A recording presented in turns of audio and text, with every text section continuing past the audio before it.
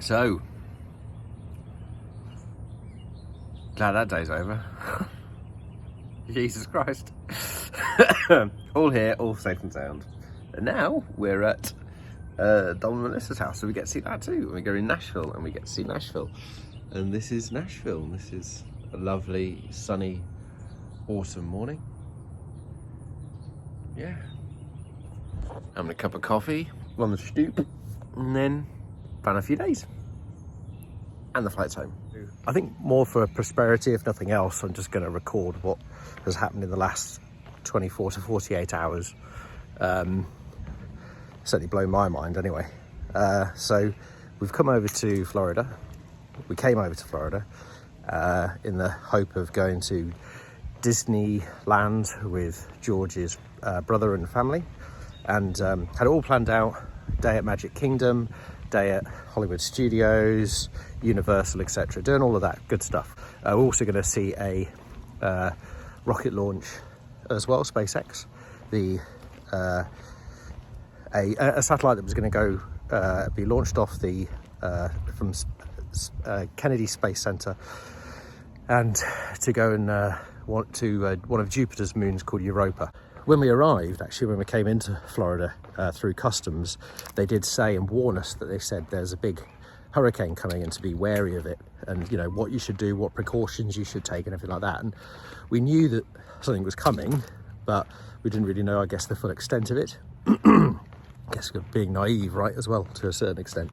We get to where we're going, Dom picks us up, very kind of him, we all pile in the car and get back and everything.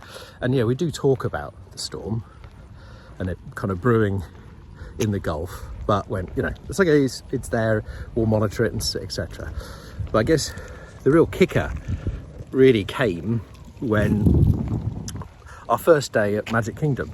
So the weather isn't brilliant, so we'll go and we have a cracking day, but you know, it's brilliant to go and take the kids, and they've always wanted to see this and, you know, been excited about, you know, seeing all these cartoons, etc., and it kind of coming to life and rides and everything as well. Corey even had to go on a roller coaster. she didn't particularly like it, but I like the fact that she did it. But anyway, the whole time we're there, we're basically checking our phones and kind of seeing that this storm is increasing in severity and category, and we're like, right, okay, this has become more of a problem. And we were like, okay, well, look, you know, tonight we'll work out what we're doing and all this type of stuff, and see what we should do, what precautions we should take, everything, right, being responsible, thinking ahead.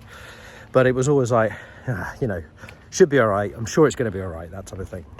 But as the day went on and it got worse and worse, we stopped thinking about how we can, you know, even bed down for a day kind of thing, to going, actually, this could be loss of power for days, there could be extreme flooding, you know, serious problems of debris, etc. And it was like, actually, for me, the kicker came when it featured on BBC News website.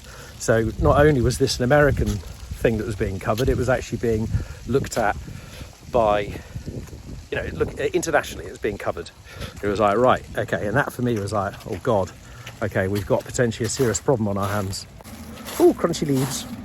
It was at that point that we didn't actually all agree.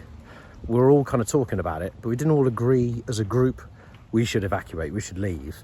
But we all kind of just decided it, and then our conversation switched to, we need to get out of here. We need to start planning around that. After making the decision to say, you know, yeah, okay, we are going to have to evacuate, we, you know, on the way home from Magic Kingdom, say 8 o'clock in the evening, we started getting forced weather alerts on our phones, like they've just tested in the UK for Grenfell. They've obviously had that here for longer, saying, you know, severe weather incoming, you've got time to leave is running out. If you want to leave, you've got to leave. There's potential risk to life, severe damage to property, you know, make your decisions now. That was all the kind of alerts that were coming through, forced alerts to your phone. There were suddenly massive queues at petrol stations. We'd taken the idea of actually filling up the day before, which was great. You know, but massive queues, and then suddenly all the petrol stations had no petrol. Like, just, that was it. They were all closed. And so all of these events, like, I don't know, but my sphincter tightened a little bit more and my stomach dropped a little bit more each time that these things happened, and the car kind of got a little bit quieter. It was like, right, okay. So proper, like almost movie style, not panic, but you know, people doing that. So after a day at Disney, at Magic Kingdom, like the whole day, everybody getting back about 8 p.m, knackered, we were like, we're going. So we packed up the entire house. We finished that. Dom thought ahead and actually had requested pickup of a roof rack, because again, we were never going to be in the car with them with all their stuff and our stuff. You know, it can have 8 people, but not all of our stuff as well. We kind of thought we were in quite a privileged position that at least we're talking about our stuff, not anything else. There's no kids with like medication that needs to be considered. You know, we're going to run out of stuff. It's actually just really, it's just stuff. So at the end of the day, anything could be left. You know, we shouldn't really consider that a serious problem. And also that we could leave. You know, there's going to be people there that either don't want to leave or they can't leave, and it's their livelihood, it's where they live, their family homes, etc. And that's also got to be acknowledged, right? We had the opportunity to go, we're off. We packed up the house, we got that all done and packed. You know, we've left suitcases, we compressed everything, we got everything down to, you know, a reasonable level. We've left, you know, there was loads of food we had to leave. In fact, we actually gave it over to one of our neighbours. There was a bachelorette party that they'd all kind of arrived to get out of Tampa, and so we left them loads of bottles of water, toilet paper, food, dry goods, everything we couldn't fit. So we put that all in. And so we went to bed at 1:30. We got up at 4:30, and we were on the road by 5:30. And being on the road, we drove north. Traffic was understandably horrendous. Like, it was tailbacks everywhere. There were so many accidents. There was a car fire. There were people driving, weaving in and out, trying to find ways through. People driving on the central hard shoulder. They were allowed actually in Florida. The governor, DeSantis, whatever his name is, he said, you know, use them. But past Florida, you weren't supposed to use them, but people still were, and driving round and racing and all this type of stuff. It was pretty chaotic. There were truckers blocking the hard shoulder central bit, and you know, cars were driving round on the grass at full speed trying to get round, all this type of stuff. It was so chaotic. Loads of crazy people on the roads. Yeah, and crazy traffic. But you know, we worked ahead, we packed food, we ate as we went.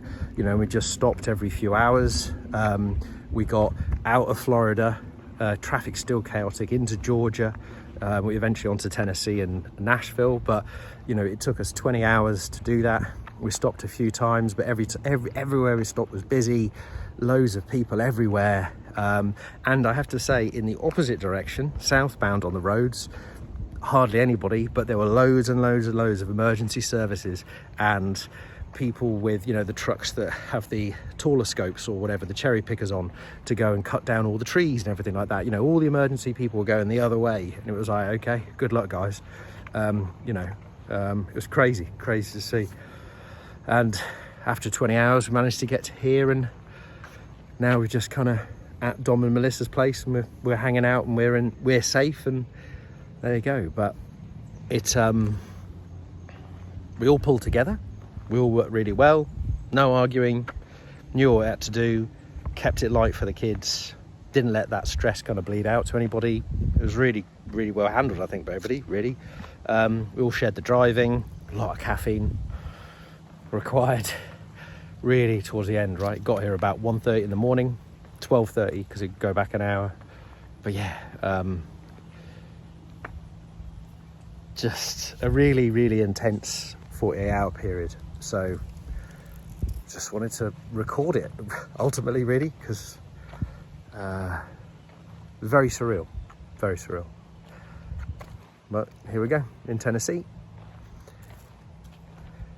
and let's see what Nashville has to offer.